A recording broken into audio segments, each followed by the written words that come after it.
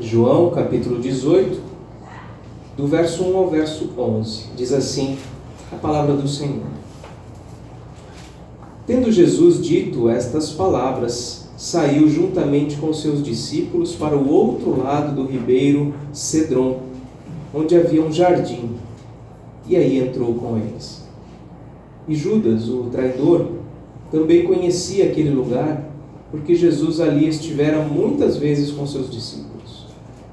Tendo, pois, Judas recebido a escolta e dos principais sacerdotes dos fariseus alguns guardas, chegou a este lugar com lanternas, tochas e armas.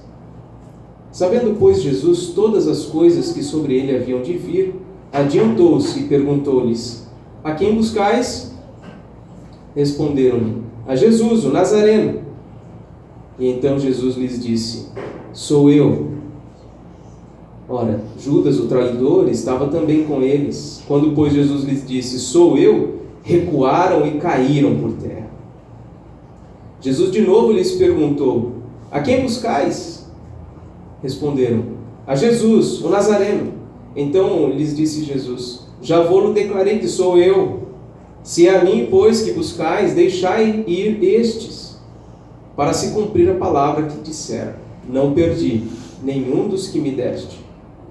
Então Simão Pedro puxou da espada que trazia e feriu o servo do sumo sacerdote, cortando-lhe a orelha direita, e o nome do servo era Malco.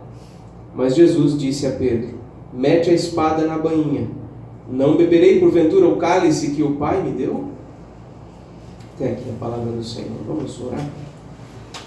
Ó Deus, obrigado pela tua palavra, obrigado pelo registro feito pelo apóstolo João, que nos traz ensino, nos traz edificação nesta hora. Que o Senhor, ó Pai, por meio desse texto e da mensagem proferida, possa nos ajudar a compreender melhor a obra do Senhor Jesus Cristo em nosso favor.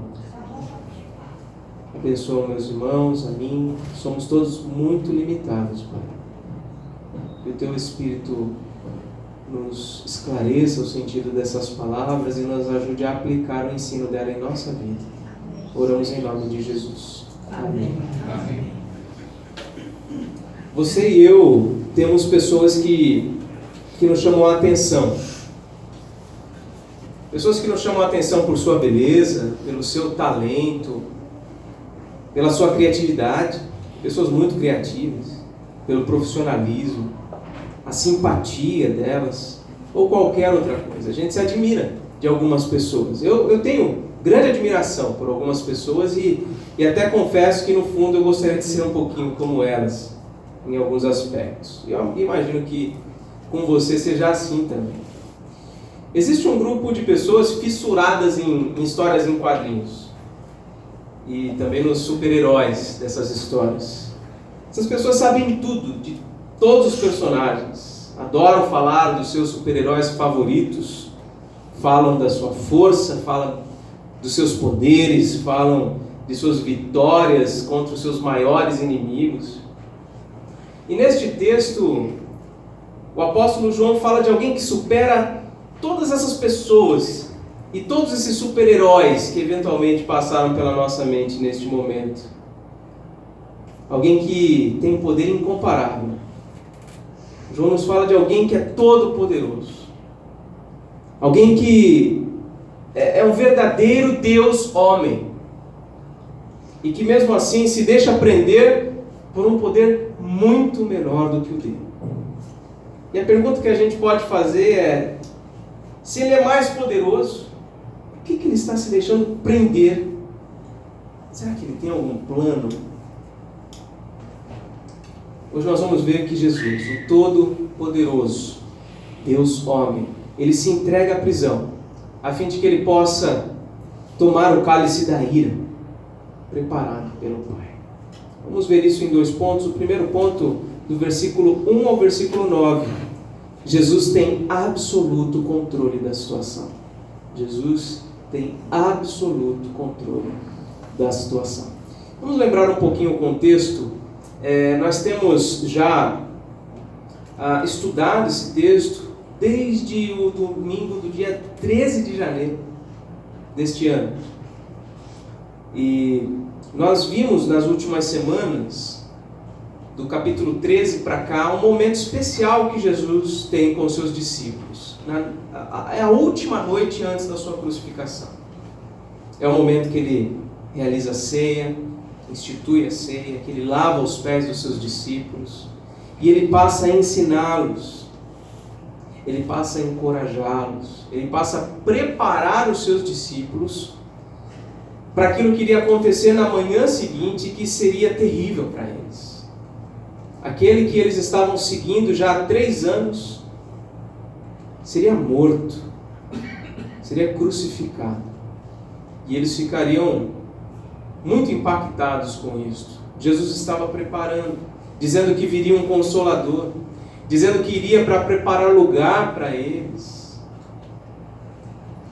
Nós vemos do capítulo 14 a 16, basicamente, Jesus ensinando e encorajando seus discípulos. Eu gostaria de chamar a atenção a um aspecto da obra de Cristo nestes capítulos precedentes, que é o ofício profético de Jesus. O ofício profético de Jesus. Ele é profeta.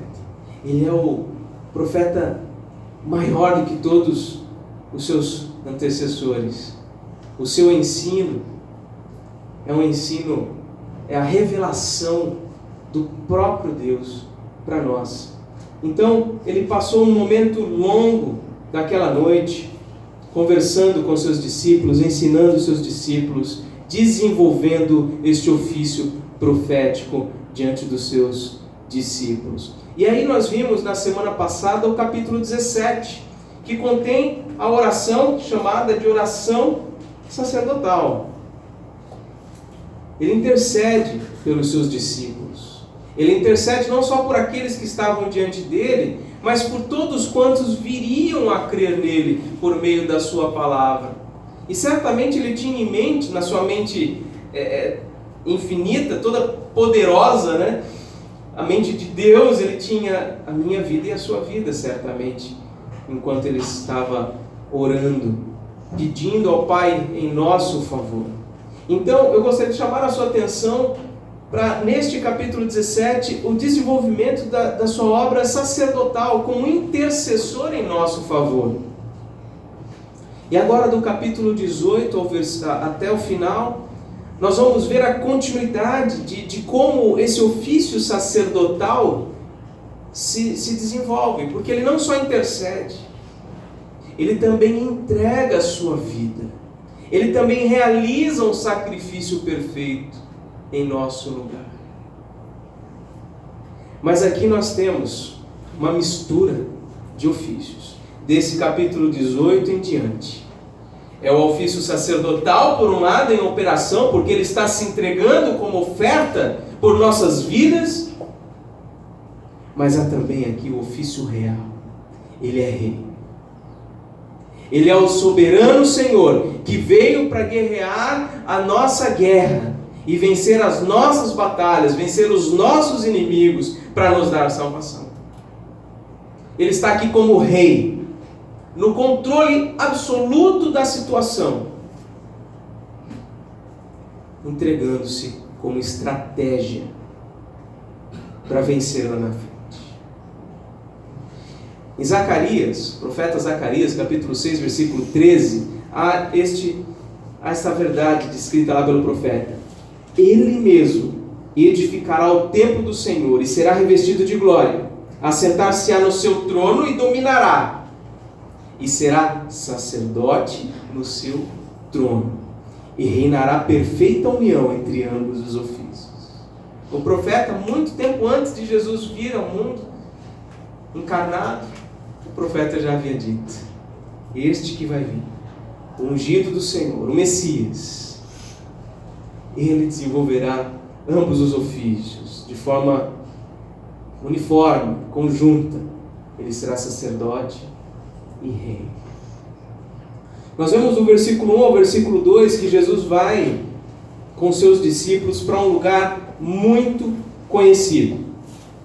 ele atravessa o Ribeiro do Cedron, vai para um jardim. Nesse texto não há menção do nome do jardim, mas sabemos pelos outros textos paralelos que é o jardim do Getsêmani. E outras coisas aconteceram naquele jardim, naquela noite, mas que João preferiu não descrever. Ele focou em outros aspectos que os outros evangelistas, Mateus, Marcos e Lucas, ou não tocaram ou não enfatizaram como ele pretende fazer. Então Jesus vai com seus discípulos a um lugar muito conhecido deles. Ele toma essa iniciativa em todo momento.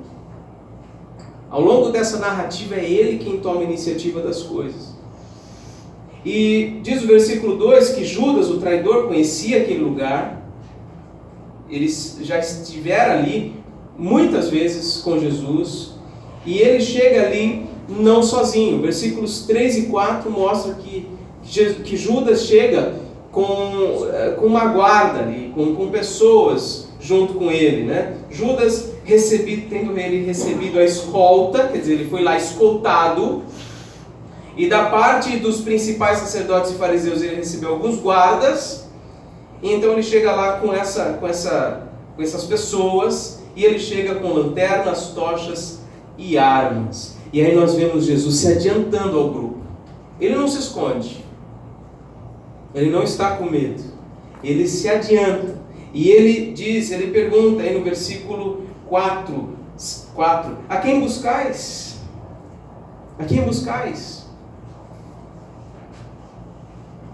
E eles então dizem no versículo 5, procuramos a Jesus, o Nazareno. E então Jesus se identifica com poder. Ele diz, sou eu.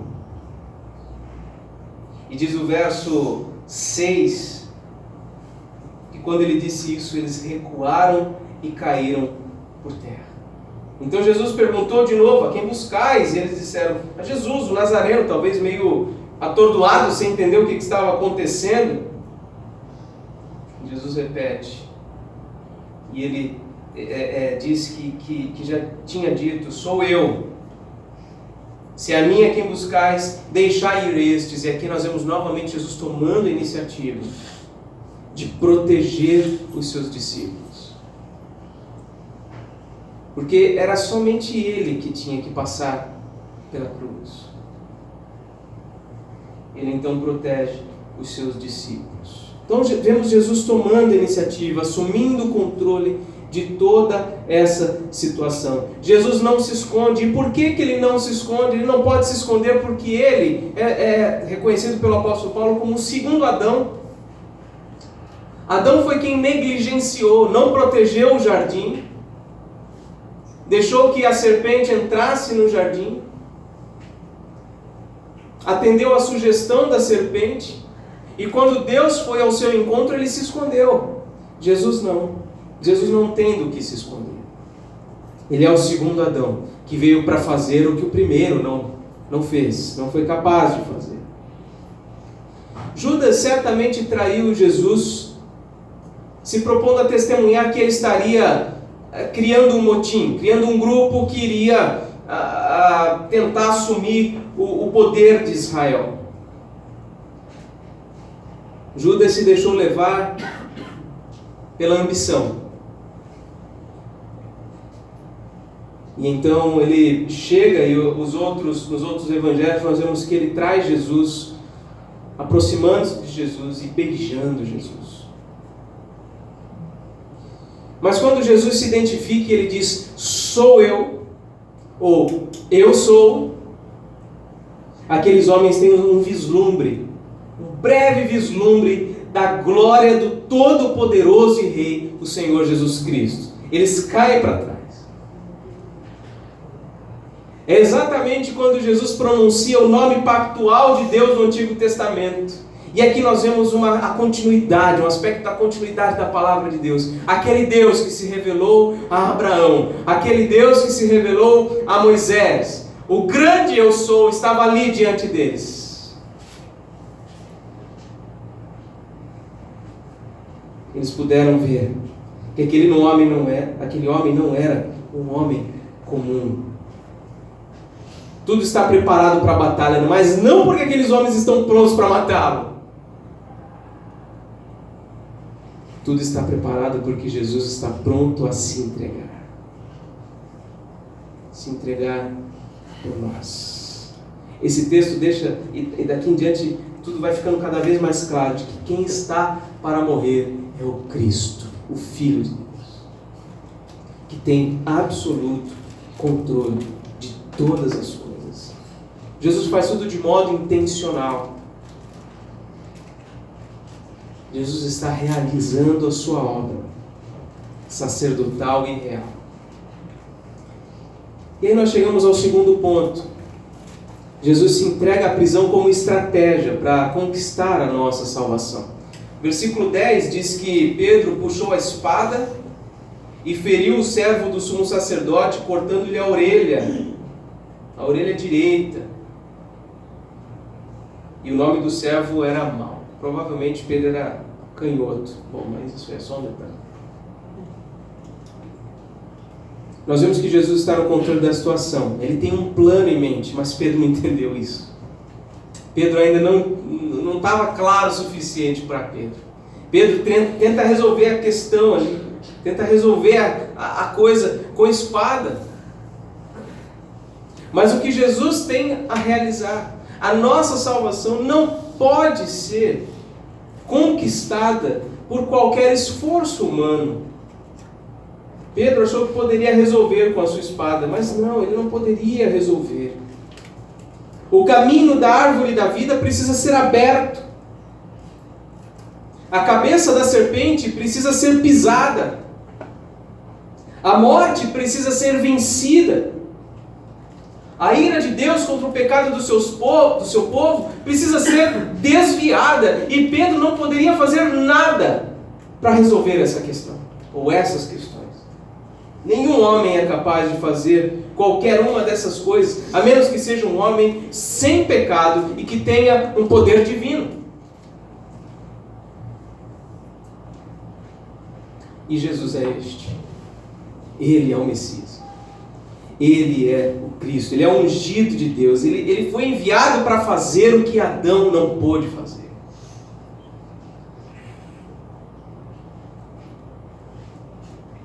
Ele veio para fazer o que Adão não pôde fazer, ou não quis fazer. Adão deveria ter acorrentado a serpente, ou se não tivesse corrente, deveria ter dado um jeito de eliminar aquela serpente e garantir a vida eterna dos filhos de Deus, mas Adão não fez isso. Jesus veio para fazer isso, para acorrentar a serpente, para pisar na cabeça da serpente e para garantir a vida eterna dos filhos de Deus. E a sua estratégia é muito simples. Ele assumiu a forma humana, ele viveu uma vida perfeita e sem pecado, conforme a vontade do Pai. Ele se identificou conosco, ele assumiu os nossos pecados de forma simbólica no seu batismo. E por fim ele se entregou à punição divina que nós merecíamos a um só tempo na cruz. Ele se entregou à punição divina e então entregou a sua própria vida como um cordeiro pascal, para cobrir com o seu sangue puro e inocente todos quantos foram escolhidos pelo Pai,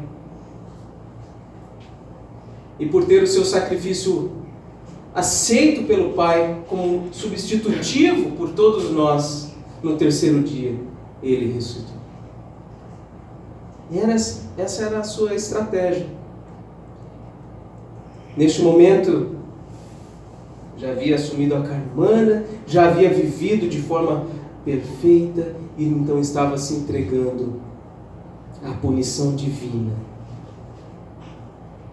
e entregando depois a sua própria vida em nosso lugar. Na cruz, meus irmãos, Jesus bebeu de uma só vez todo o cálice que o Pai lhe deu.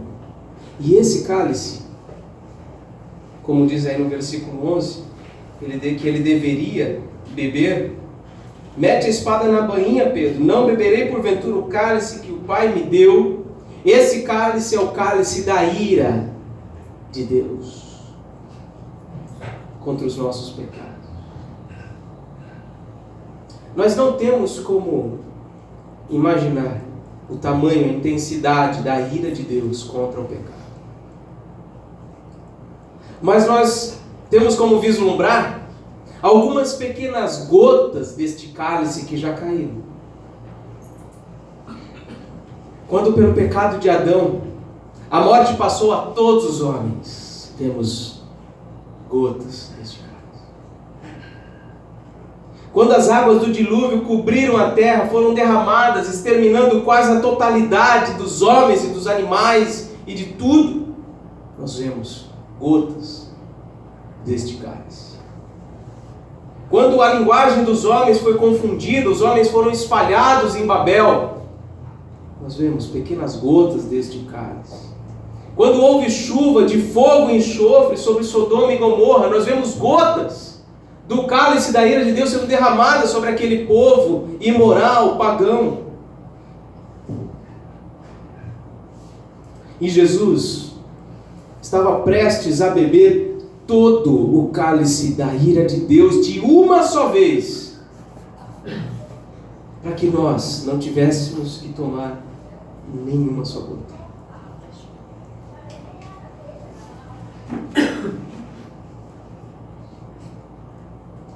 Irmãos, os três ofícios de Cristo, da obra de Cristo, provém absolutamente todos os recursos para a nossa vida. Para nós lidarmos com o nosso passado, para nós lidarmos com as questões da vida presente, da nossa vida, no presente, e também nos preparam para as coisas futuras.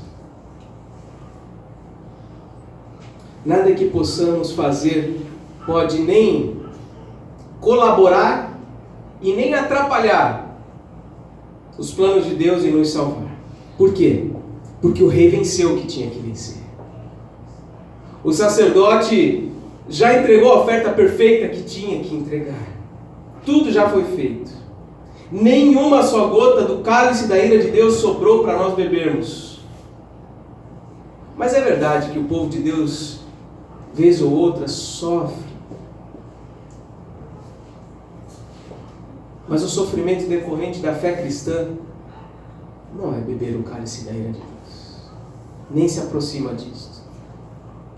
Quando nossos irmãos são martirizados, eles não estão bebendo o cálice da ira de Deus. Eles já receberam a vida. Eles têm a vida eterna em Cristo. Mas o apóstolo Pedro, ele diz que embora nós não tenhamos que beber nenhuma só gota do cálice da ira de Deus, nós devemos nos alegrar na medida em que somos coparticipantes dos sofrimentos de Cristo, para que também na revelação da sua glória nós nos alegremos com Ele. Irmãos, seja o que Deus tem preparado para nós no próximo ano, que nós saibamos que Cristo é o Todo-Poderoso Deus Homem, que, em primeiro lugar, tem absoluto controle de todas as situações. E que, em segundo lugar, Ele já conquistou a nossa salvação. Portanto, nós estamos sob o seu cuidado em plena confiança. Vivamos o próximo ano à luz dessa realidade. O Senhor Jesus está no controle de tudo.